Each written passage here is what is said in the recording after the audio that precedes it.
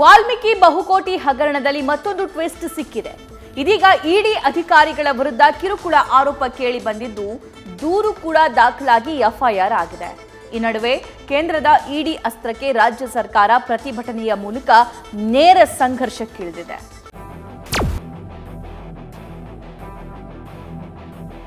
ಇಲ್ಲ ಮುಖ್ಯಮಂತ್ರಿ ಮೇಲೆ ಹೇಳಬೇಕು, ಇಲ್ಲ ಅಂದ್ರೆ ನೀನು 7 ವರ್ಷ ಜೈಲಿಗೆ ಹೋಗ್ತೀಯಾ. ಬಹಳ ದೊಡ್ಡ ಮಾನಸಿಕವಾದಂತ ಕಿರುಕುಳವನ್ನ ಕೊಟ್ಟಿದ್ದಾರೆ.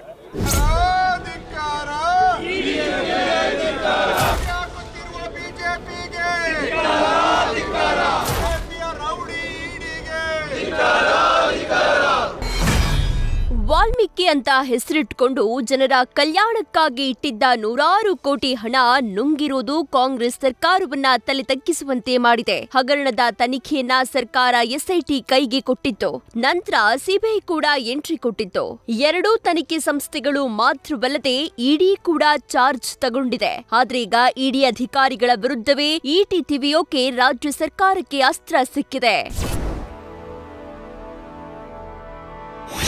ಇಡಿ ಅಧಿಕಾರಿಗಳ ವಿರುದ್ಧ ದೂರು, ಎಫ್ಐಆರ್ ದಾಖಲು. ಅಧಿಕಾರಿಗೆ ಸಿಎಂ ನಾಗೇಂದ್ರ ಹೆಸರೇಳುವಂತೆ ಇಡಿ ಒತ್ತಡ.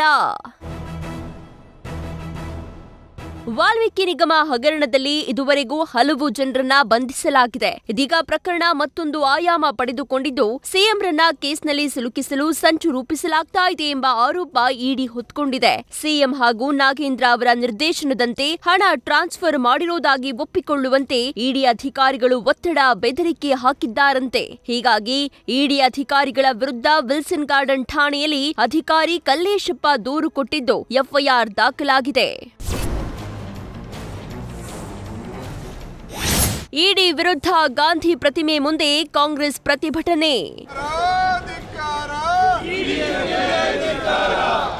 ಇಡಿ ಅಧಿಕಾರಿಗಳ ವಿರುದ್ಧ ದೂರು ದಾಖಲಾಗಿದ್ದೇ ತಡ ರಾಜ್ಯ ಸರ್ಕಾರಕ್ಕೆ ಬಿಜೆಪಿ ವಿರುದ್ಧ ಅಸ್ತ್ರ ಸಿಕ್ಕಂತಾಗಿದೆ. ಇವತ್ತು ಅಧಿವೇಶನಕ್ಕೆ ಹಾಜರಾಗೋಕ್ಕೂ ಮುನ್ನವೇ ವಿಧಾನಸೌಧದ ಗಾಂಧಿ ಪ್ರತಿಮೆ ಎದುರು ಕಾಂಗ್ರೆಸ್ ಪ್ರತಿಭಟಿಸಿದೆ. ಮೋದಿ ಇಡಿ ವಿರುದ್ಧ ಪೋಸ್ಟರ್ ಹಿಡಿದು ಇಡಿ ರೌಡಿ ಅಂತ ಘೋಷಣೆ ಕೂಗುವ ಮೂಲಕ ಆಕ್ರೋಶ ಹೊರಹಾಕಿದೆ. ಪ್ರತಿಭಟನೆಯಲ್ಲಿ ಸಿಎಂ ಸಿದ್ದರಾಮಯ್ಯ, ಡಿಸಿಎಂ ಡಿಕೆ ಶಿವಕುಮಾರ್, ಕಾಂಗ್ರೆಸ್ ಸಚಿವರು, ಶಾಸಕರು ಸೇರಿ ಹಲವರು ಭಾಗಿಯಾಗಿದ್ರು. ವಾಲ್ಮೀಕಿ ಅಭಿವೃದ್ಧಿ ನಿಗಮದಲ್ಲಿ ಅಕ್ರಮ ನಡೆದಿಲ್ಲ ಅಂತ ಯಾವಾಗಲೂ ಕೂಡ ಹೇಳಿಲ್ಲ. ಇದಾಗಿದ್ದು ಅದರ ಅಧಿಕಾರಿ ಕಲ್ಲೇಶ್ ಅವರನ್ನ 2 ಸಾರಿ ಕರೆದು ವಿಚಾರಣೆ ಮಾಡಿದ್ದಾರೆ. ಇಡಿಯವರು ಸ್ಟೇಟ್ಮೆಂಟ್ ಕೊಟ್ಟರು ಕೂಡ ಇವರು ಚೀಫ್ ಮಿನಿಸ್ಟರ್ನ ಮತ್ತು ಬೇರೆ ಮಂತ್ರಿಗಳನ್ನ ನಿಮಗೆ ಆದೇಶ ಇದೆ ಅಂತೇಳಿ ಬರ್ಕೊಡಿ ಅಂತ ಒತ್ತಾಯ ಮಾಡಿದ್ದಾರೆ. ಇಲ್ಲ ಮುಖ್ಯಮಂತ್ರಿ ಮೇಲೆ ಹೇಳಬೇಕು, ಇಲ್ಲ ಅಂದರೆ ನೀನು 7 ವರ್ಷ ಜೈಲಿಗೆ ಹೋಗ್ತೀಯಾ ಅಂಥೇಳಿ ಅವ್ರಿಗೆ ಭಾಳ ಒತ್ತಡ ಮಾಡಿ ಬೆದರಿಸಿ ಭಾಳ ದೊಡ್ಡ ಮಾನಸಿಕವಾದಂಥ ಕಿರುಕುಳವನ್ನು ಕೊಟ್ಟಿದ್ದಾರೆ.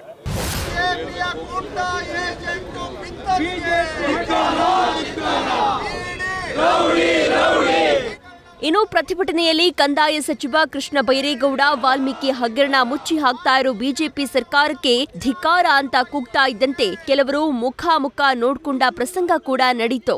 ನಂತರ ಸಚಿವರೇ ಅದ್ಹೇಗೆ ಅಂತ ಉತ್ತರವನ್ನ ಕೊಟ್ರು.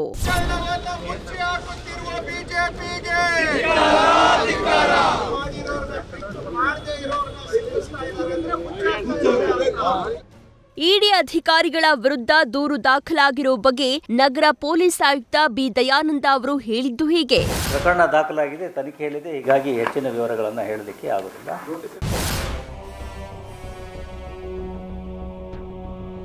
ಒಟ್ನಲ್ಲಿ ತನಿಖೆ ಮಾಡಬೇಕು ಅಂತ ಬಂದಿದ್ದ ಇಡಿ ಅಧಿಕಾರಿಗಳ ವಿರುದ್ಧ ದೂರು ದಾಖಲಾಗಿರುವುದಂತೂ ಸತ್ಯ. ಹಗರಣದಲ್ಲಿ ಸಿದ್ದರಾಮಯ್ಯ, ನಾಗೇಂದ್ರ ಹೆಸರನ್ನ ಹೇಳುವಂತೆ ಇಡಿ ಒತ್ತಾಯ ಮಾಡ್ತಾ ಅನ್ನೋದು ತನಿಖೆ ನಂತರವೇ ಗೊತ್ತಾಗಲಿದೆ. ಹರೀಶ್ ಜೊತೆ ಶಿವಪ್ರಸಾದ್, ನ್ಯೂಸ್ ಫಸ್ಟ್ ಬೆಂಗಳೂರು.